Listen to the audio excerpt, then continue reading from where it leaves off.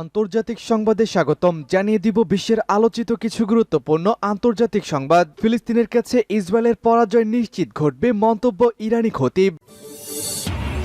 এদিকে হামাসের যুদ্ধবিরতির প্রস্তাব নিয়ে বৈঠকে বসেছে ইসরায়েল। জানিয়ে দিব রাশিয়ার প্রেসিডেন্ট নির্বাচনে জিতে যাবেন পুতিন, তবুও কেন ভোট করাচ্ছেন। এদিকে বেলগ্রোডে ইউক্রেনীয় হামলা প্রতিহত করার দাবি রাশিয়ার। সর্বশেষ জানিয়ে দিব ইসরায়েলের সাথে যুদ্ধ বাঁধলে একাই লড়বে হিজবুল্লাহ, ইরানকে টানার প্রয়োজন পড়বে না, মন্তব্য হাসান নাসরুল্লাহ। দর্শক শুনছিলেন সংবাদ শিরোনাম, এবারে থাকছে বিস্তারিত। হিজবুল্লাহ এমন একটি পরাশক্তি নাম যাদেরকে ইসরায়েল বরাবরই শুরু থেকে জমের মতো ভয় পায়। ইহুদি নেতা বেনিয়ামিন নেতানিয়াহু তিনি স্পষ্ট করে বলেছিলেন, ইহুদিবাদীরা কখনোই হিজবুল্লাহর মতো পরাশক্তির সাথে যুদ্ধে জড়াতে চায় না। কিন্তু গাজাকে সমর্থন করেই হিজবুল্লাহ গোষ্ঠী তারা হামাসের সাথে তীব্র হামলা শুরু করে এবং এই হিজবুল্লাহর হামলার পর থেকেই অনেকটা দমে যায় এই ইহুদিবাদী সেনারা। দর্শক, ফিলিস্তিনের বিজয় যদি নিশ্চিত হয় তবে এই হামাস হিজবুল্লাহর হাতেই ফিলিস্তিনের বিজয় অর্জিত হবে। এ বিষয়ে আপনার মন্তব্যটি কমেন্ট বক্সে জানিয়ে দিন। শুনছিলেন সংবাদ শিরোনাম, এবারে থাকছে বিস্তারিত। তার আগে আমাদের ভিডিওটিতে একটি লাইক দিন এবং চ্যানেলটি সাবস্ক্রাইব করে পরবর্তী আপডেট সংবাদ সবার আগে পেতে আমাদের সাথেই জুড়ে থাকুন।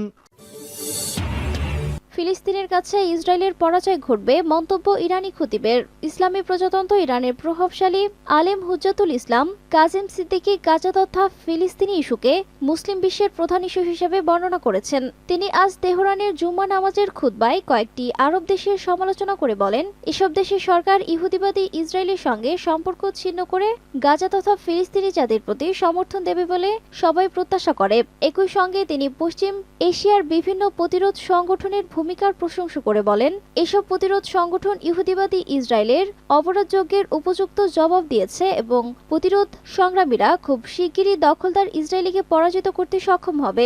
আমেরিকা তথা পশ্চিমাদের সমর্থন নিয়ে প্রতিদিনই গাজায় গণহত্যা চালাচ্ছে ইসরায়েল। এর ফলে যারা শহীদ হচ্ছেন তাদের বেশিরভাগই নারী ও শিশু। ইরানের সম্প্রতি আনুষ্ঠানিক সংসদ ও বিশেষজ্ঞ পরিষদ নির্বাচনে ভোটারদের উপস্থিতির প্রশংসা করে আজকের জুম্মার নামাজের খতিব বলেন, জনগণ নির্বাচনে অংশ নিয়ে শত্রুদের সব ষড়যন্ত্র নস্যাৎ করে দিয়েছে। সূত্র পার্স টুডে। হামাসের যুদ্ধবিরতির প্রস্তাব নিয়ে বৈঠকে বসেছেন ইসরায়েল। শুক্রবার নতুন প্রস্তাব দেয় হামাস। এতে বলা হয়েছে, যুদ্ধবিরতির প্রাথমিক ধাপে তারা বয়স্ক, নারী ও অসুস্থ জিম্মিদের ছেড়ে দেবে। এর বদলে 700 থেকে 1000 ফিলিস্তিনি বন্দীকে মুক্তি দিতে হবে, যার মধ্যে অন্তত 100 বন্দী রয়েছেন যারা দখলদার ইসরায়েলের কারাগারে যাবজ্জীবন কারাদণ্ড ভোগ করছেন। এর পরের ধাপে সব জিম্মিকে মুক্তি দেওয়া হবে, আর ওই সময় গাজায় স্থানীয় যুদ্ধবিরতির তারিখ নির্ধারণ করতে হবে। এই যুদ্ধবিরতির প্রস্তাবটি মধ্যস্থতাকারী দেশ যুক্তরাষ্ট্র, কাতার এবং মিশরের কাছে পাঠিয়েছে হামাস নতুন প্রস্তাব দেওয়ার পর ইসরায়েলি জিম্মিদের পরিবারের সদস্যরা আনন্দ শুরু করেছেন। তারা মন্ত্রিসভাকে চাপ দিচ্ছেন প্রস্তাবটিতে রাজি হতে। জিম্মিদের পরিবার বলেছে, প্রিয়জনদের ফিরিয়ে পাওয়ার ক্ষেত্রে তাদের সামনে নতুন আরেকটি সুযোগ এনেছে, আর এই সুযোগটি কাজে লাগানোর দাবি জানাচ্ছেন তারা। ইসরায়েলি প্রধানমন্ত্রী বেঞ্জামিন নেতানিয়াহুর দপ্তর বৈঠকের বিষয়টি নিশ্চিত করেছে। প্রধানমন্ত্রী দপ্তর আরও জানিয়েছে, বৈঠকটি আজ শুক্রবারই হবে এবং এটি একটু বড় হবে, তবে দিনের কোন সময় বৈঠকটি হবে তা উল্লেখ করা হয়নি। গত 7 অক্টোবর দখলদার ইসরায়েলের বিভিন্ন অবকাঠামো লক্ষ্য করে হামলা চালায় ফিলিস্তিনি সশস্ত্র গোষ্ঠী হামাস। ওই দিন 1200 ইসরায়েলি হত্যার পাশাপাশি আরও প্রায় 250 জনকে গাজায় ধরে নিয়ে যায় তারা। ওই হামলার পর গাজা উপত্যকার ব্যাপক হামলা চালানো শুরু করে দখলদার ইসরায়েল। তাদের বর্বর হামলায় গাজায় এখনো পর্যন্ত 30,000-এর বেশি মানুষের মৃত্যু হয়েছে। জিতবেন তবু কেন ভোট করাচ্ছেন পুতিন? রাশিয়ায় শুরু হয়েছে প্রেসিডেন্ট নির্বাচন। 15 থেকে 17 মার্চের মধ্যে নির্বাচন হবে। সকলেই জানেন, পঞ্চমবার ক্ষমতায় আসবেন পুতিন।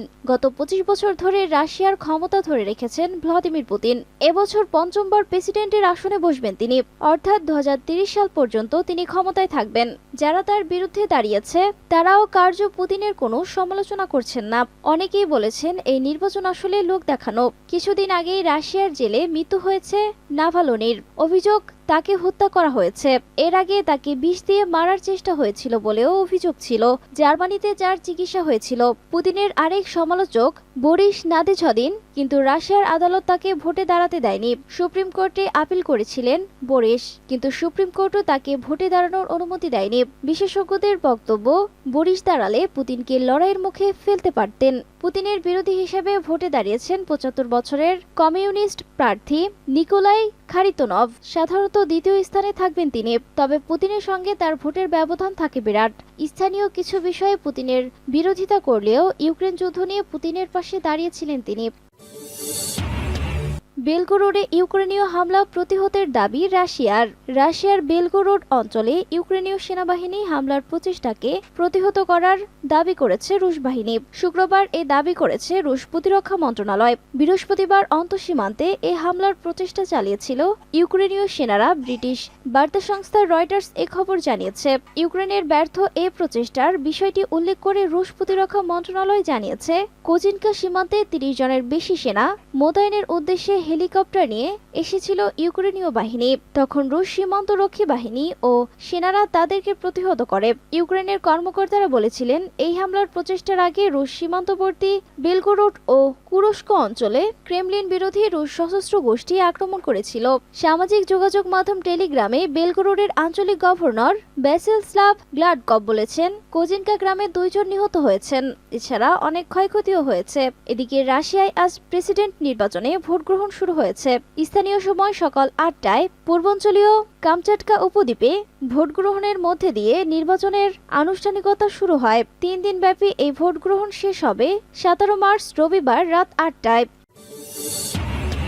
ইসরায়েলের সাথে যুদ্ধ বাঁধলে একাই লড়বে হিজবুল্লাহ, ইরানকে টানবে না। হিজবুল্লাহ তার প্রধান সমর্থক ইরানকে বলেছে, ইসরায়েলের সাথে যুদ্ধ বাঁধলে তেহরানকে সংঘাতে টেনে আনবে না তারা নিজেরাই ইসরায়েলের বিরুদ্ধে যুদ্ধ করবে। ৭টি সূত্রের বরাত দিয়ে রয়টার্সের প্রতিবেদনে বলা হয়েছে, হিজবুল্লাহর ওপর ইসরায়েল পূর্ণ মাত্রার হামলা চালালে কি ধরনের ঝুঁকি তৈরি হবে তা নিয়ে আলোচনা করতে ইরানের কুদস ফোর্সের প্রধান ফেব্রুয়ারিতে বৈরুতে কুদস প্রধান ইসমাইল কানি হিজবুল্লাহ নেতা হাসান নাসরুল্লাহর সাথে সাক্ষাৎ করেন। সূত্র জানায়, এই কথোপকথনে লেবাননের উত্তরে ইসরায়েলি পূর্ণ আগ্রাসনের সম্ভাবনা নিয়ে আলোচনা হয়। ইসরায়েলের সঙ্গে এই ধরনের লড়াই বাঁধলে ইরানকে ৭ অক্টোবরের পর থেকে এখনো পর্যন্ত যতটা জোরালো প্রতিক্রিয়া দেখাতে হচ্ছে, তার চেয়ে বেশি জোরালো প্রতিক্রিয়া দেখাতে হতে পারে। খবর অনুসারে বৈঠকে নাসরুল্লাহ ইসমাইল কানিকে আশ্বস্ত করে বলেন, তিনি চান না ইরান ইসরায়েল বা যুক্তরাষ্ট্রের সঙ্গে যুদ্ধে জড়িয়ে পড়ুক। হিজবুল্লাহ নিজেই যুদ্ধ করবে।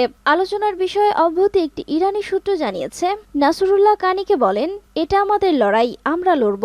ইসরায়েল বারবার হুঁশিয়ারি দিয়েছে তারা উত্তর সীমান্তে হিজবুল্লাহকে আর সহ্য করবে না এবং আরও বলেছে কূটনৈতিক প্রচেষ্টা ব্যর্থ হলে তারা আক্রমণ শুরু করবে। সূত্র বিডি প্রতিদিন।